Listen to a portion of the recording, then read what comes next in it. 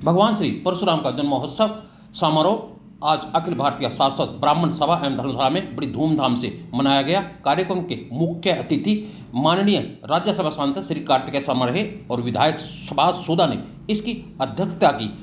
हरियाणवी कलाकार ईश्वर शर्मा ने भगवान परशुराम के गीत और भेंट गाकर दर्शकों का खूब मनोरंजन किया। हजारों की संख्या में इस प्रोग्राम में लोगों ने भाग लिया और ईश्वर सिंह के भजनों पर वो खूब थिरके।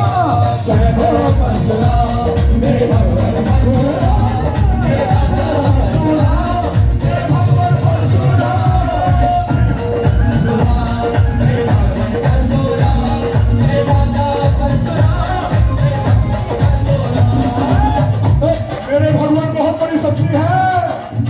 मान कदर देखो के चरणों में, अरे मान कदर देखो अपने ने ना बोलो भगवान परशुराम को छोटी मोटी शक्ति दी है।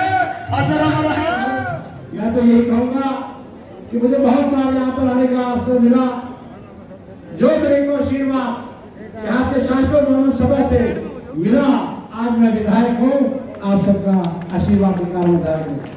साथियों, बहुत से स्रोत ऐसे होते हैं जो प्रेरणा के स्रोत होते हैं। मैं कहूंगा हमारा कुरुक्षेत्र का ब्राह्मण समाज किस प्रकार से भगवान परशुराम की जयंती की अभी शोभा यात्रा निकली।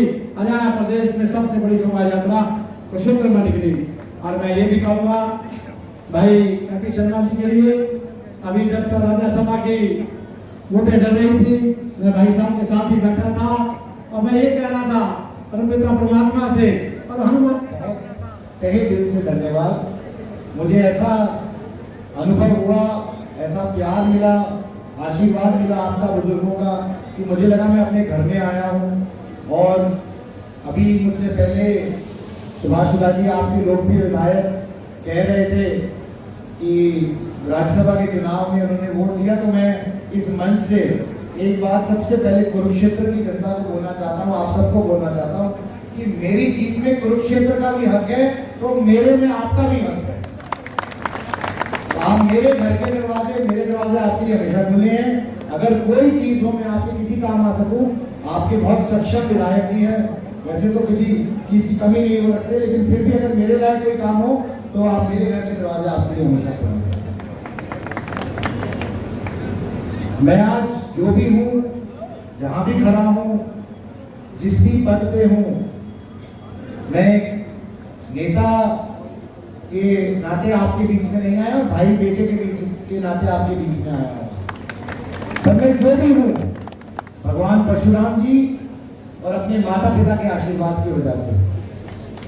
और मेरे जितने भी युवा साथी यहाँ पर हैं, मैं उनको यही बोलना चाहता हूँ कि जो अपने माँ बाप पिता परिवार इनको नहीं मान सकता, वो भगवान को भी नहीं मान सकता।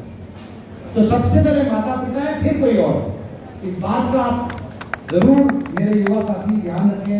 अगर जिंदगी में सक्षम होना है, पढ़ना है, सफल होना है, तो उनका आशीर्वाद पाकर ही आगे बढ़े। देखिए, जब मैं सांसद बना तो मुझे विभिन्न ब्राह्मण संस्थाओं से न्योता भी आया, कार्यक्रम भी हुए और मेरा जाना हुआ पिछले 8-9 महीने में अलग अलग जिलों में। तो मुझे एक बात सुनने में आई थी कि समाज में कई चीजों को लेकर नाखुशी है, तो जैसी चीजें हैं जो समाज लेकर खुश नहीं है। और ये बात मुझे देखने को भी मिली जब मैं इन कार्यक्रमों के द्वारा बीच में गया लोगों को। वहीं दूसरी तरफ जब मुझे 8-9 महीने में हमारे माननीय मुख्यमंत्री श्री मनोहर लाल जी के साथ काम करने का मौका मिला, उनके व्यक्तित्व को जानने का मौका मिला, उनकी सोच को जानने का मौका मिला, तो मुझे ये भी पता लगा कि वो सबकी मदद करना चाहते हैं, सबको साथ लेके चलना चाहते हैं, हमारी भी मदद करना चाहते हैं।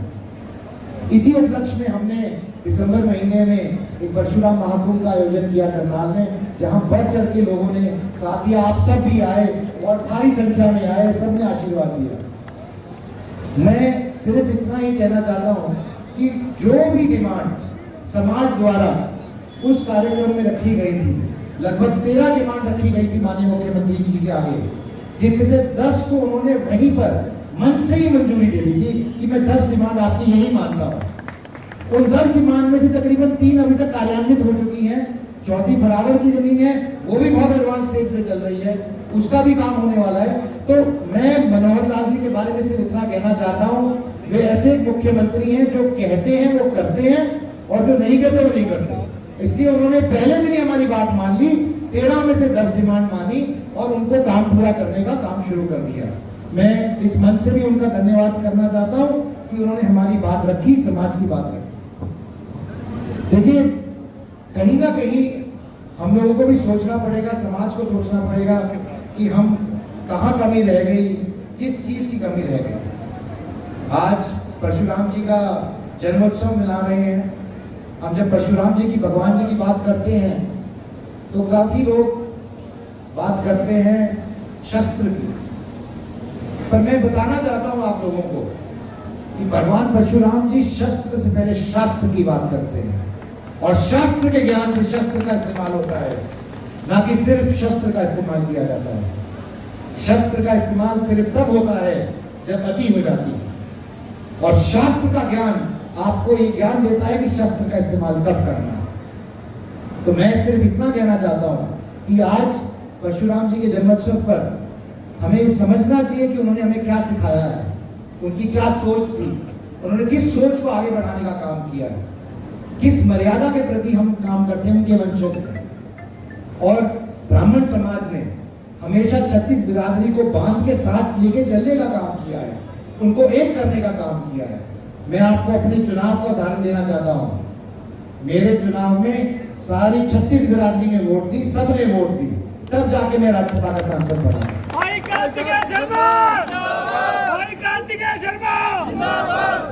तो मैं ये निवेदन भी करूंगा युवा साथियों से, बड़ों से, बुजुर्गों से, बाकी जितने भी लोग यहाँ पे बैठे हैं सभागार में, कि हमें समाज को आगे बढ़ाना है। हमारे को 36 बिरादरी को साथ लेके चलना है, एक सकारात्मक सोच के साथ, एक अच्छी सोच के साथ। और हमारे को प्रदेश में एक अच्छे मुख्यमंत्री के सानिध्य के अंदर काम करने का मौका मिल रहा है, एक साफ छवि के मुख्यमंत्री के सानिध्य के अंदर। मैं बात करना चाहता हूं पंडित विनोद शर्मा जी की, मेरे पिताजी की, जिनके दिखाए हुए रास्ते पे मैं चल रहा हूं, जिनकी दिखाई हुई योजनाओं पे मैं चल रहा हूं। पंडित जी का एक ही कहना था कि जो आप सक्षम हैं, जो आप कर सकते हैं, उसको करिए, उसके लिए हल्ला मत करिए, उसकी बात मत करिए। चाहे वो ईपीपीजी का बच्चों को अधिकार दिलाना हो, चाहे वो धोरीदारों को मालिकाना हक दिलाने का काम हो, हमेशा पंडित विनोद शर्मा जी ने आपकी लड़ाई लड़ी है, आपके लिए लड़ाई लड़ी है। मैं भी उनका बेटा हूं, उसी तरह से आपके लिए लड़ूंगा। एक तरफ हमारे पास देश में माननीय प्रधानमंत्री श्री नरेंद्र मोदी जैसी बड़े व्यक्तित्व, जिनका लोहा दुनिया में माना जाता है, आज उनकी छत्र छाया में बढ़ने का मौका मिल रहा है।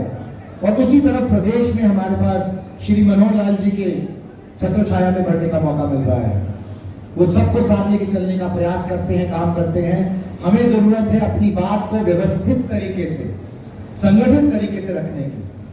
अगर परशुराम महाकुंभ के अंदर हमारी बात सुनी गई तो उसका एक कारण था कि हम सब एक आए, हमने एक सही तरीके से अपनी बात रखी। तो मैं आपसे भी ये निवेदन करूंगा कि सरकार मदद करना चाहती है, हमें अपनी बात रखनी चाहिए। आज मैं बहुत ज्यादा समय नहीं लूंगा, क्योंकि आज आप सब बहुत देर से इंतजार कर रहे हैं, लेकिन मैं बस इतना ही कहना चाहता हूं कि इस पावन दिन के ऊपर, इस पावन धरा पे एक संकल्प लेना चाहिए कि हम हर एक प्रत्येक व्यक्ति अपने समाज के प्रति जो कर सकता है, 36 बिरादरी के लिए जो कर सकता है, उसको करना चाहिए। तो मैं बहुत धन्यवाद करना चाहता हूं आपका, सबका, आयोजकों का, जिन्होंने मुझे न्योता दिया, बुलाया। और मैं एक और चीज की घोषणा करना चाहता हूं। मैं मानता हूं कि आजकल जिस तरीके की जरूरतें हैं, उसको मद्देनजर रखते हुए मैं अपनी तरफ से एक सोलर प्लांट यहाँ पर लगवाने का की घोषणा करके जाता हूँ। और जो मेरी तरफ से